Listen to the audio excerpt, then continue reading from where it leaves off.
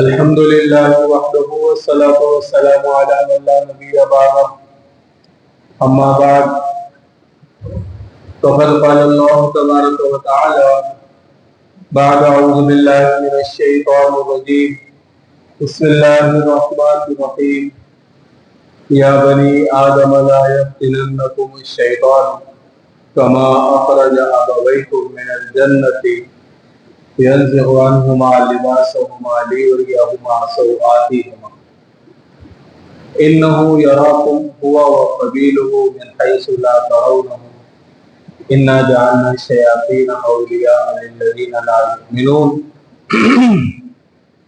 وإذا فعلوا فاحشة قالوا وجدنا عليها آباءنا والله أمرنا بها قل إن الله لا يأمر بالفحشاء أتقولون على الله ما لا تعلمون وقال رسول الله صلى الله عليه وسلم في معنى الحديث إذا لم تستحي فاصنع ما شئت أو كما قال عليه الصلاة والسلام وقال رسول الله صلى الله عليه وسلم في معنى الحديث الإيمان بضع وسبعون شعبة والحياء شعبة من الإيمان أو كما قال عليه الصلاة والسلام صدق الله العظيم وصدق رسوله النبي الكريم ونحن على ذلك لمن الشاهدين والشاكرين والحمد لله رب العالمين.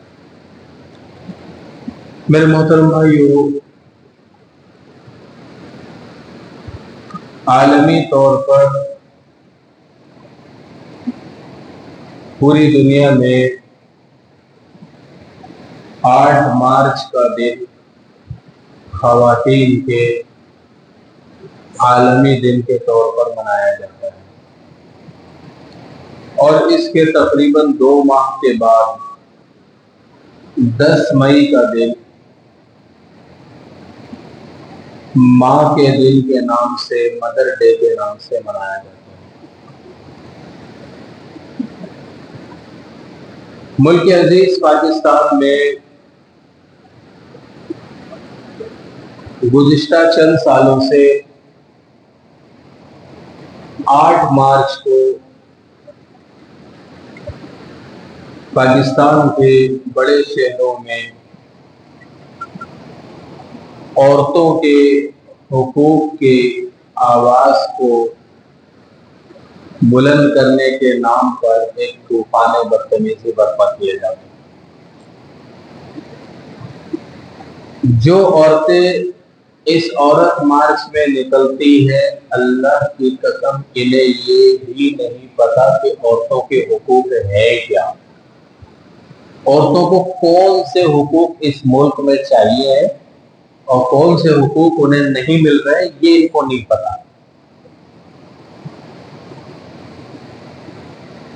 سب سے پہلے ہم دیکھیں گے کہ عورتوں کو کون سے حقوق اس ملک میں نہیں مل رہے، پھر یہ دیکھیں گے کہ اسلام نے عورتوں کو کیا حقوق دیے، اور پھر ہم یہ دیکھیں گے کہ یہ عورتیں کیا حقوق مانگ رہی ہیں۔ دیکھیں، پاکستان میں عورتوں کے ساتھ جو زیادتی اور ظلم کے واقعات مشاہدے میں آتے رہتے ہیں، ان میں سے ایک واقعہ یہ ہے کہ عورتوں کو میراث میں سے حصہ نہیں دیا جاتا۔ باپ کی میراث میں بیٹے قبضہ کر لیتے ہیں، بیٹیوں کو کچھ نہیں دیتے۔ بھائی سارا مال آپس میں تقسیم کر لیتے ہیں، بہنوں کو کچھ نہیں دیتے۔ اس عورت مارچ میں اس پر کوئی بات نہیں کرتا۔ یہ ایک حقیقی مسئلہ ہے اور ابھی کا مسئلہ نہیں ہے، یہ گزشتہ 100 سال سے زیادہ ہو گیا ہے۔ یہ مسئلہ امت مسلمہ میں موجود ہے کہ عورتوں کی وراثت کا کوئی تصور ہی نہیں۔ پھر اسی طرح اگر بیٹیاں پیدا ہو جائیں تو عورت کو قصوروار ٹھہرا کر اسے طلاق دے دیں، اس پہ کوئی بات نہیں کرتا۔ اس حق کا کوئی مطالبہ نہیں کرتا کہ بیٹیوں کا پیدا ہونا یہ عورت کا قصور نہیں۔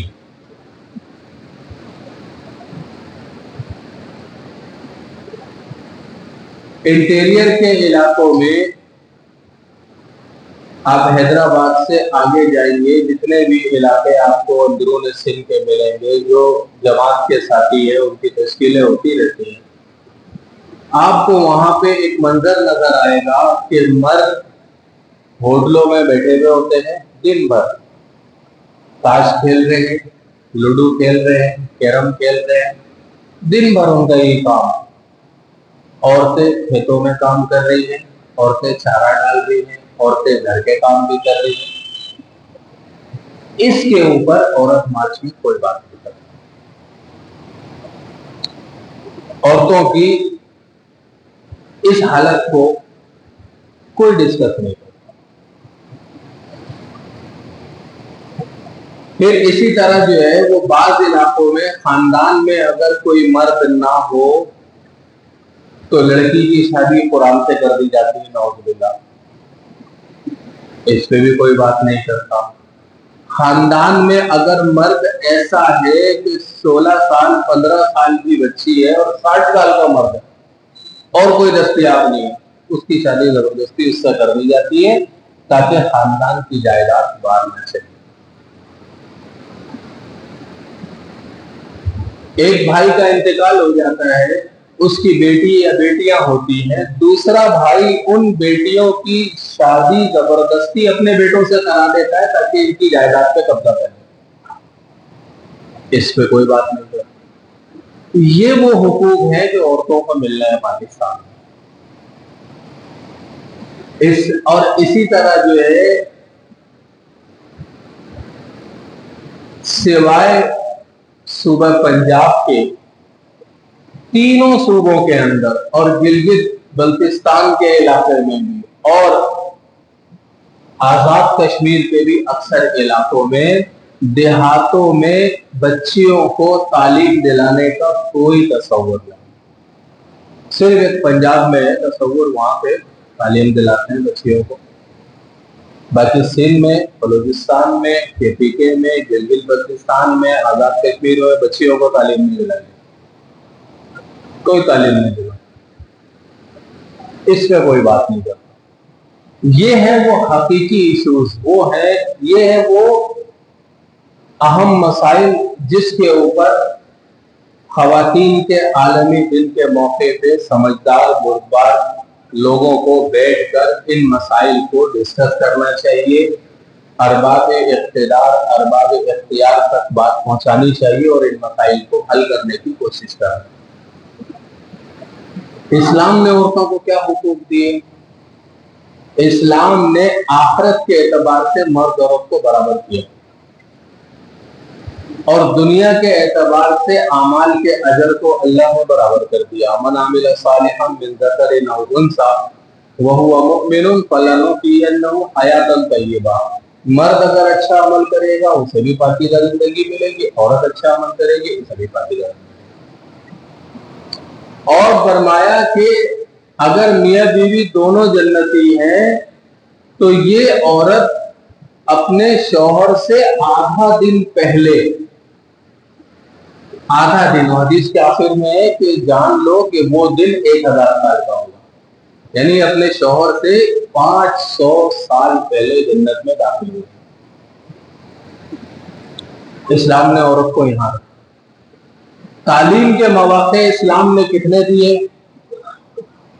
اور اسلام کے شروع زمانے کی خواتین کس قدر تعلیم یافتہ تھیں، ہم اس کا اندازہ اس بات سے لگا لیں کہ حضرت عمر فاروق رضی اللہ تعالیٰ عنہ، حضرت علی رضی اللہ تعالیٰ عنہ، حضرت ابو موسیٰ اشعری رضی اللہ تعالیٰ عنہ، بڑے بڑے علماء ہیں امت کے، یہ ام المومنین امی عائشہ رضی اللہ تعالیٰ عنہ سے مسائل پوچھنے کے لیے جاتے ہیں۔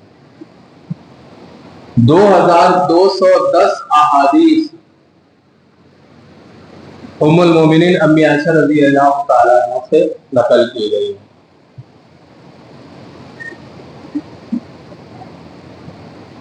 اور ایک کتاب ہے، میں نام بھول رہا ہوں، شاید الوفا یا اس طرح کوئی نام ہے اس کا، اس میں ام المومنین امی عائشہ رضی اللہ تعالیٰ عنہ اور ام المومنین ام سلمہ رضی اللہ تعالیٰ عنہ، ان کے بتائے گئے 8000 مسئلے اس میں درج۔ آپ ان خواتین کے علمی مہارت کو دیکھیں۔ حضرت عمر رضی اللہ تعالیٰ عنہ کے زمانہ خلافت میں پتہ یہ چلا کہ عورتیں جو ہے وہ حق مہر میں بڑے بڑے مطالبے کرنے لگی ہیں، بڑے بھاری بھاری حق مہر رکھے جا رہے ہیں۔ حضرت عمر رضی اللہ تعالیٰ نے جمعے کا بیان کیا اور خطبے میں فرمایا کہ آج کے بعد کسی عورت کا حق مہر 400 درہم سے زیادہ نہیں ہوگا۔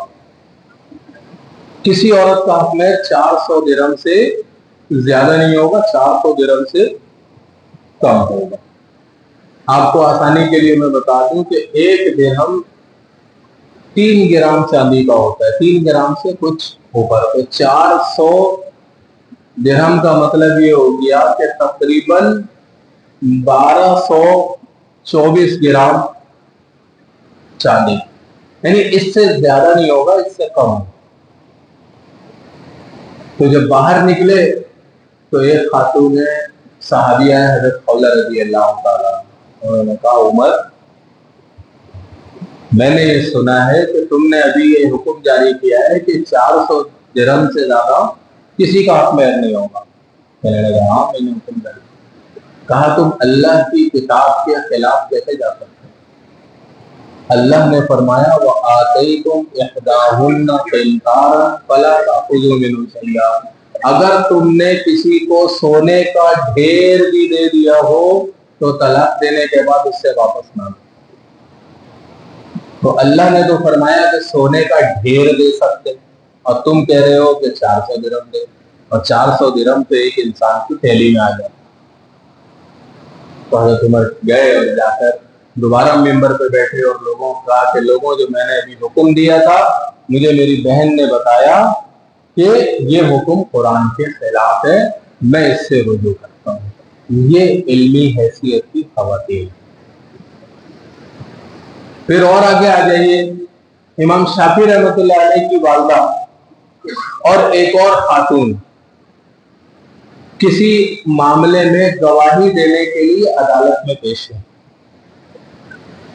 اور ان کے ساتھ ان کے بھتیجے تھے، یعنی ایک مرد اور 2 عورتوں کی گواہی۔ تو جج نے، قاضی نے یہ کہا کہ میں دونوں عورتوں سے گواہی الگ الگ سنوں گا، یعنی تنہائی میں ایک عورت سے گواہی سنوں گا، پھر میں دوسری کو بلاؤں گا، دونوں الگ الگ۔ امام شافعی رحمۃ اللہ علیہ کی والدہ کھڑی ہوئی کہنے لگے کہ اللہ کا کلام کہتا ہے کہ ایک مرد 2 عورتوں کی گواہی لی جائے اور دونوں عورتوں کی گواہی ایک ساتھ لی جائے، تاکہ ان میں سے اگر انتظل احداہما فتذکر احداہما الاخری، کہ اگر ایک بھول جائے بات کو تو دوسری اس کو یاد دلائے۔ تو ہمارے اسلاف میں خواتین تو اس قدر تعلیم یافتہ، تو اسلام نے عورتوں کی تعلیم کو سراہا، اور دین کا ایک بڑا حصہ ام المومنین امی عائشہ رضی اللہ تعالیٰ عنہ سے ملا، اور محدثین کرام نے درجات مقرر کیے صحابہ کے، کہ بھئی سب سے اعلیٰ حدیث فلاں صحابہ کی ہے، پھر ان کے بعد فلاں صحابہ۔ تو جو درجہ حضرت ابو بکر صدیق رضی اللہ تعالیٰ عنہ کی احادیث کا ہے، وہی درجہ ام المومنین امی عائشہ رضی اللہ تعالیٰ عنہ کی احادیث کا۔ تو یہ حقوق اسلام نے دیے، اور پھر بہت ساری باتیں آپ کے سامنے آتی رہتی ہیں کہ اللہ نے ماں کی حیثیت سے پیروں کے نیچے جنت رکھی، اور اللہ نے بیٹیوں اور بہنوں کی پرورش پہ جنت کا وعدہ کیا، رسول اللہ صلی اللہ علیہ وسلم کے ساتھ کا وعدہ کیا، وغیرہ وغیرہ۔ اب جو حقوق مانگے جاتے ہیں عورت مارچ میں، وہ ایسے حقوق ہیں کہ اس کا نہ اسلام سے کوئی واسطہ ہے، نہ آئین پاکستان کی دفعات سے کوئی واسطہ ہے، اور نہ ہی ان حقوق کا معاشرے کے حقیقی مسائل سے کوئی واسطہ ہے، بلکہ یہ حقوق ایک خاص ذہنیت کو پھیلانے کے لیے مانگے جاتے ہیں۔ دو تین باتیں میں آپ کے سامنے عرض کر دیتا ہوں. سب کو پتا ہے مائی باڈی مائی چوائس، میرا جسم میری مرضی. سب سے پہلا مطالبہ ان کا یہی ہے، بلکہ ایک طرح سے کہا جائے تو ان کا یہ انتخابی نشان ہے، ٹیگ ہے. پھر اسی طرح اپنا کھانا خود گرم کرو، اور مجھے کیا پتا کہ تمہارا مودا کہاں رکھا ہوا ہے، مجھے کیا پتا تمہارا مودا کہاں رکھا ہوا ہے. اور پھر ایسی باتیں ان بینرز کے نعروں میں لکھی ہوئی ہے جو اس جگہ کے تقدس کے مطابق بتائی بھی نہیں جاتی. تو یورپ جس طرح اپنے خاندانی سسٹم کو تباہ کر بیٹھا ہے فری سوسائٹی کے نام سے. فری سوسائٹی کا مطلب یہ ہے کہ انسان اپنی مرضی سے زندگی گزارنے کے لیے آزاد ہے، جیسے چاہے زندگی گزارے، چاہے جانوروں کے جیسے زندگی گزارے، وہ آزاد ہے.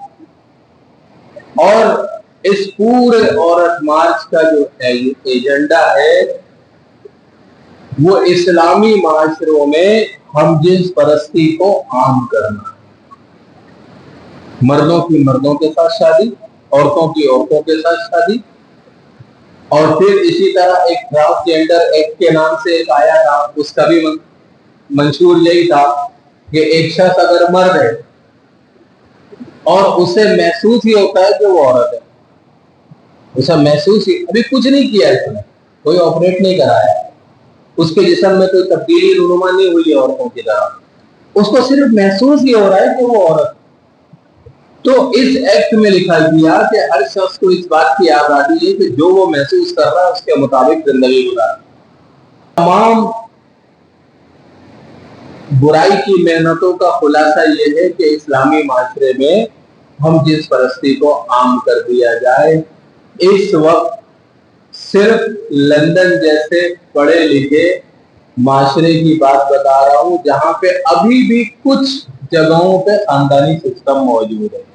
وہاں پہ 50% سے زیادہ جوڑے بغیر رجسٹرڈ شادی کے ایک ساتھ رہتے ہیں، بغیر شادی کے ایک ساتھ رہتے ہیں. اور 15% جوڑے وہ ہیں جو ہم جنس پرست ہیں، جن کو سرکار نے اجازت دی.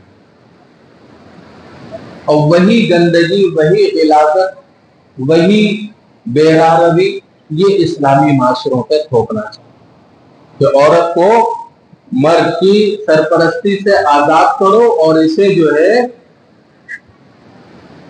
ایک پروڈکٹ کی طرح استعمال کرو. اس لیے بہت ضروری ہے. دیکھیں ایک ٹی وی پروگرام میں خاتون کہہ رہی تھی کہ مفتی کون ہوتا ہے پابندی لگانے والا؟ کسی مفتی نے عورت پہ پابندی نہیں لگائی، جو پابندی لگائی ہے اللہ نے اور اس کے رسول نے لگائی. مفتی بتانے والا ہوتا ہے، وہ کسی کو پابند کرنے والا نہیں ہے بلکہ پابندی کو بتانے والا ہے. پابندی لگانے والا تو اوپر بیٹھا ہو، اس نے ایک حد مقرر کی ہے کہ اس حد کو پار نہیں کرنا، اس حد کو پار کرو گے تو اللہ کی پکڑ میں آ جاؤ. اسی وجہ سے شرعی سزائیں جو ہے نا ان کا نام بھی کیا ہے؟ ان کا نام ہے حدود، یعنی حد کو توڑنے کی سزا.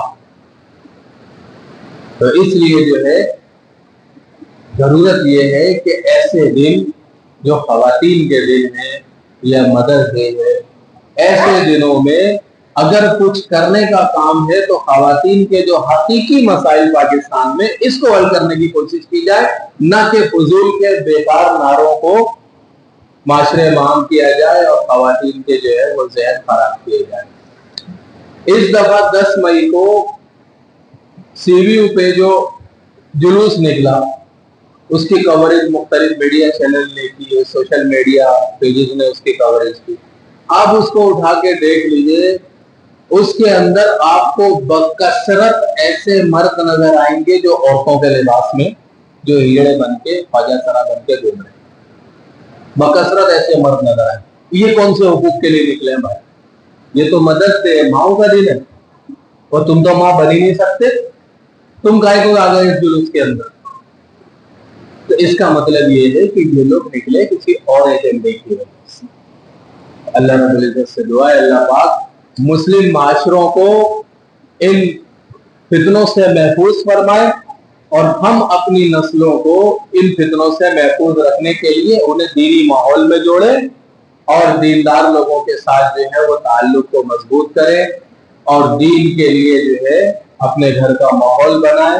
اللہ رب العزت ہم سب کو اور پوری امت مسلمہ کو قدیم و جدید فتنوں سے محفوظ فرمائے۔ واخر دعوانا الحمدللہ۔